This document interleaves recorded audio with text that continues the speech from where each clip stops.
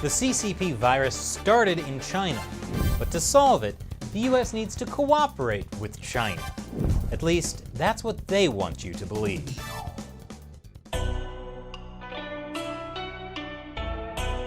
Welcome back to China Uncensored. I'm Chris Chappell.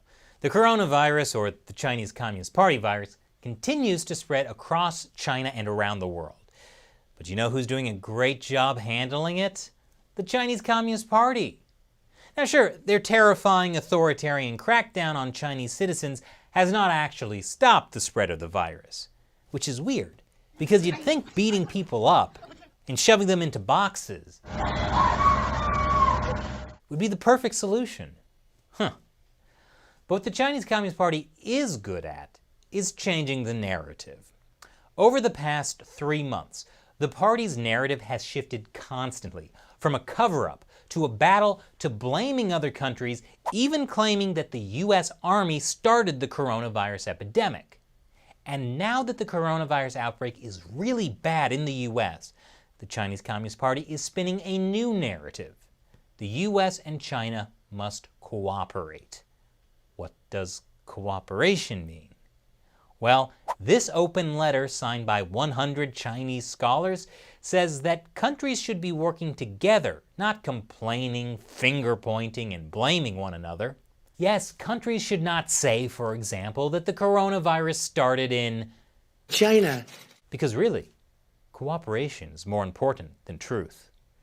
But it's not just Chinese scholars calling for cooperation.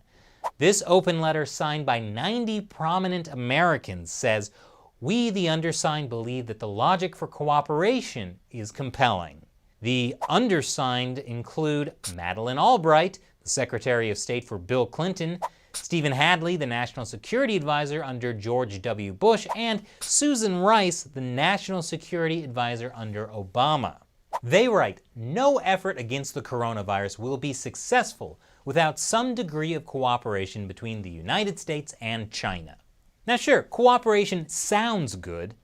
After all, since we were kids, we've been told to share and cooperate and work together, which I told Mrs. Enfield was a bunch of commie garbage, and I am a free American. She put me in a timeout. Filthy commie. But the idea of the US-China cooperation that China is presenting is not actually about unselfish teamwork. US-China cooperation is the party line, straight from the Chinese regime. We know this because it's been pushed by Chinese state-run media. Fighting COVID-19 requires international cooperation, and Xi Jinping and his unremitting call for global health cooperation, and China calls for G20 cooperation.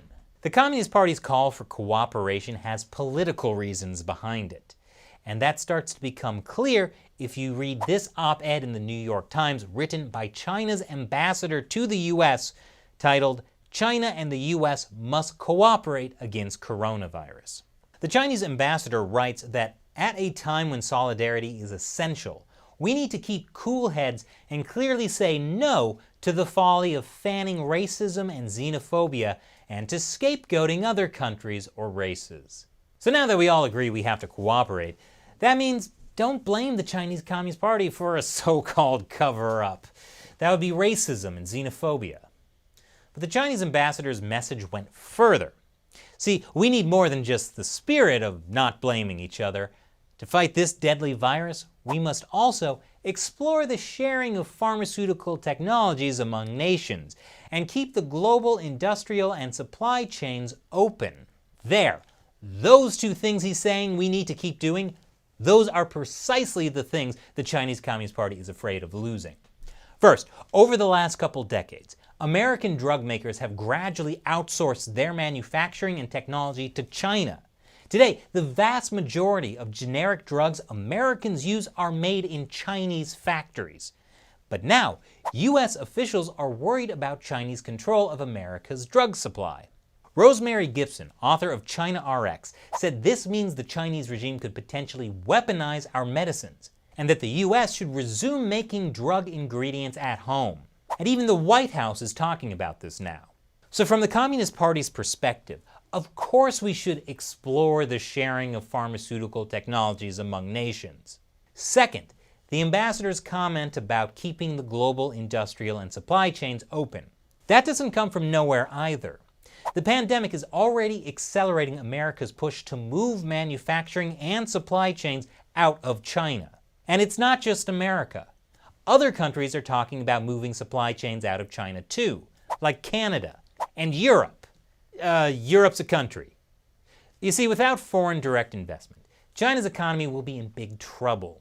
So when the Chinese regime calls for cooperation, it's not in the spirit of teamwork and fighting the virus. Remember, just a few weeks ago, they were trying to blame the US military. China's cooperation means cooperation on their terms. It's a tactic to avoid blame from the rest of the world, especially the US. Chinese diplomat Chen Yongling, who's now a defector living in Australia, explained this tactic in a recent phone interview with NTD. Before, when I worked for the Chinese Foreign Ministry, we called it two-handed or dual tactics. We always used two-handed tactics to deal with the US. Deng Xiaoping said you need to hide your strength, bide your time. You need to struggle with the enemy, but also cooperate. It's a contradiction. But you need to take advantage of this contradiction and constantly adjust your strategy. Sometimes cooperate more, sometimes fight more.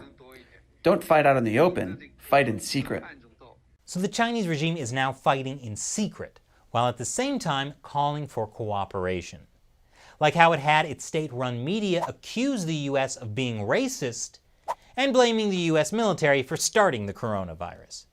But at the same time, it's saying we should not point fingers.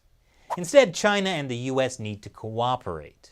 The Chinese Communist Party doesn't mean they want to cooperate with the US. They mean they want the US to cooperate with them on their terms, which means they keep lying and cheating and the US keeps giving them technology and money. This is called win-win mutual cooperation with Chinese characteristics. By the way, earlier I mentioned that there were US scholars and diplomats who were also urging the US to cooperate with China. Now, I'm not saying that all of these people are doing it to follow the party's line, but the party has used this cooperation rhetoric so much over the years that it's become conventional wisdom. It reminds me of another piece of conventional wisdom about China that people believed for years, that if we just open up China's economy and give them lots of money, they'll naturally become more free and democratic. We all saw how that one turned out. And next, I'll answer a question from a fan who supports China Uncensored on Patreon. Joe Rui asks, when the world wises up about the nature of the CCP after this pandemic, what leverage will the world have to apply pressure to the CCP to pursue changes within China or reparations? Good question, Joe. The US has more leverage than a lot of people think.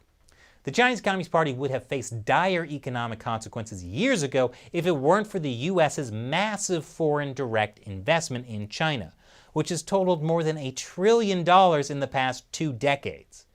Now, there's increasing public support for pulling supply chains out of China.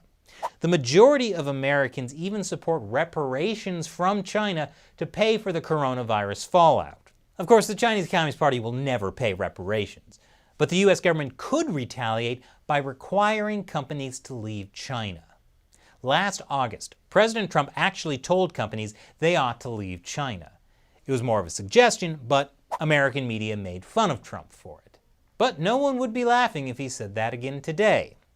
Of course, whether Trump can actually require companies to leave China is debatable. If he tried, it would probably have to be settled by the US courts. But the US government can incentivize US companies to not manufacture in China, like with tariffs. Moving manufacturing out of China would give the US enormous leverage to deal with the CCP. Thanks for your question, Joe.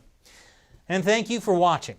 Be like Joe and contribute to China Uncensored through the crowdfunding website Patreon. We rely on your support to keep making great episodes like this, especially during the CCP virus outbreak.